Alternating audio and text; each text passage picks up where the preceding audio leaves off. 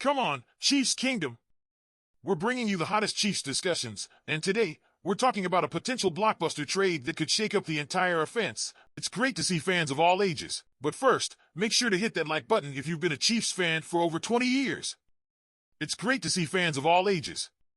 If you believe we're going to the Super Bowl, write this, "Go Chiefs." My heart goes out to you. All right, let's get started. The Kansas City Chiefs are headed into one of the most important off-seasons in recent memory. Following their tough loss in Super Bowl 59, the team is shifting into full rebuild mode to address major concerns. Free agency is fast approaching in March, and the Chiefs have some big decisions to make on both sides of the ball. But the biggest question of all? Travis Kelce's future. Kelce, the heart and soul of this offense, has not officially announced whether he will return next season. The Chiefs have reportedly given him a deadline to decide, and the entire organization is waiting with bated breath. But regardless of his decision, Kansas City may have an ace up its sleeve. What if the Chiefs make a bold move and trade for young Atlanta Falcons tight end Kyle Pitts? Now, before you freak out, let's break this down. Pitts was the 4th overall pick in the 2021 NFL Draft and was expected to be a generational talent. But let's be honest, things haven't exactly gone as planned in Atlanta. The quarterback situation has been a disaster, and Pitts hasn't been able to live up to his potential. But here's the thing, his talent hasn't gone away. The right system, the right quarterback, and the right coaching staff can unlock the star everyone thought he would become. And what better place for that to happen than Kansas City? Imagine Pitts, a 6'4" freakish athlete, catching passes from Patrick Mahomes in an Andy Reid offense. That's the kind of move that could keep this dynasty rolling, regardless of whether Kelce retires this year or not. Even sports analyst Vinny Iyer of the Sporting News sees the potential. He said, "This could be a good proactive move for Kansas City, regardless of whether Travis Kelce decides to retire this offseason." He also noted how Pitts has struggled in Atlanta's system and that playing with Mahomes could completely transform his career. Now, let's talk logistics. Would the Falcons actually trade him? It's not impossible. Atlanta is in the midst of a rebuild, and if they don't see Pitts as part of their long-term plans, they might be willing to trade him for the right price. The Chiefs could use some of their draft capital to make that happen, and honestly, it might be worth it. Getting a young, talented tight end to develop under or alongside Kelce? That's a win. So now I want to hear from you, Chiefs Kingdom. Would you be willing to see Kansas City make a move for Kyle Pitts? Do you think he's worth the price, or should the Chiefs focus on other areas this offseason? Brett Veach will have to do some heavy lifting to get Kansas City back on top. On Wednesday, we learned that the NFL salary cap for the 2025 season will be set between $277.5 million and $281.5 million. The cap will increase by at least $22 million starting in 2024. Most contract reporting sites had previously assumed a $275 million cap for next season. The Kansas City Chiefs were likely thrilled with the news. At Arrowhead Pride, we now estimate the team's cap space to be between $4.8 million and $8.8 million. While a clearer picture of the team's finances will emerge when the league year begins on March 12th, the Chiefs will need to clear some cap space to make improvements to the team. Let's take a look at some likely paths for General Manager Brett Veach to create cap space, and one key consideration that could limit the team's free agency activity. As always, the salary cap should not be confused with the team's budget. We have no way of knowing what internal spending parameters Veach might have to work around. Simply put, the Chiefs are unlikely to create cap space by cutting players.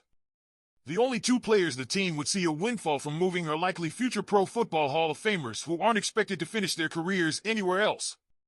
Tight end Travis Kelce has confirmed he is considering retirement, which would also have the effect of canceling the 35-year-old's scheduled $17.3 million salary.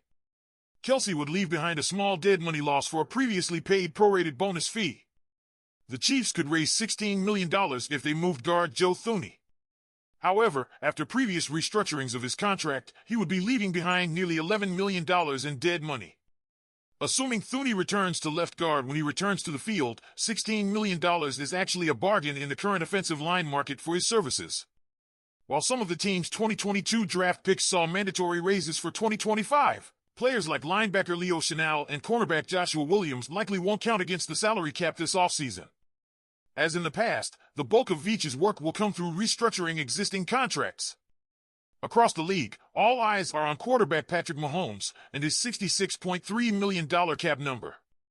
The Chiefs are certain to take steps to reduce Mahomes' salary cap hit, likely well before a $32.5 million roster bonus is due on May 5th. If the Chiefs were to invest every dollar they can in the future, they could reduce the star's salary cap hit by as much as $39 million. While the team may not be quite as aggressive, another restructuring is likely coming.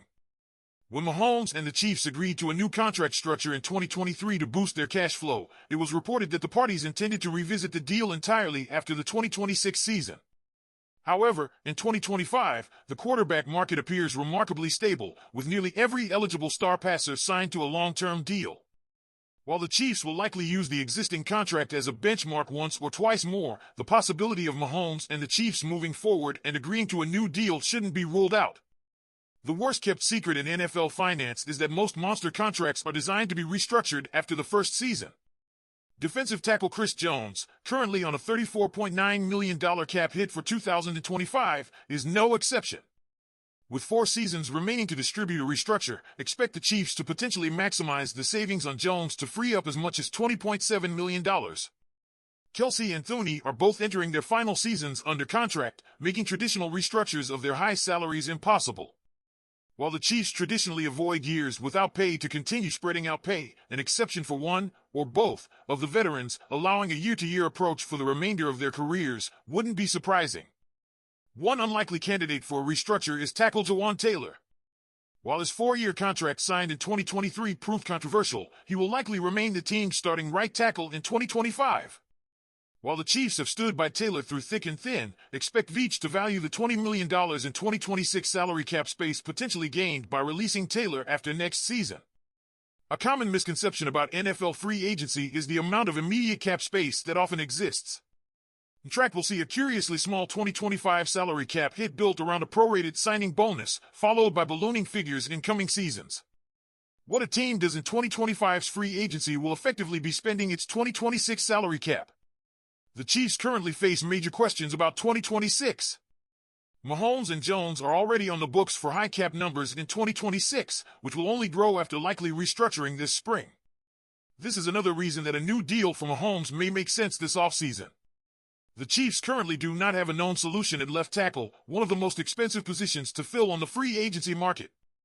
Later this spring, the Chiefs will undoubtedly exercise 5th-year options for cornerback Trent McDuffie and defensive end George Karlaftis, the team's 2 first-round selections from 2022. The procedural moves will instantly tie up a combined $28 million to the 2 players for 2026. Expect the Chiefs to consider extensions for both players this offseason. While that would hypothetically lower their 5th-year cap hits a year from now, the dollars to pay new signing bonuses and put future guaranteed salary in escrow must be budgeted. Barring a solution at left tackle, no realistic move in either 2025 or 2026 free agency would likely benefit the Chiefs as much as taking care of McDuffie and Karlaftis. So now I want to hear from you, Chiefs Kingdom. How do you think Brett Veach will handle the salary cap situation? What moves should the Chiefs make this offseason? Drop your thoughts in the comments below. And before you go, don't forget to hit that like button and subscribe so you never miss any breaking Chiefs news. We'll be covering everything from free agency to the draft, so stay locked in right here. Thanks for watching, and I'll see you in the next one.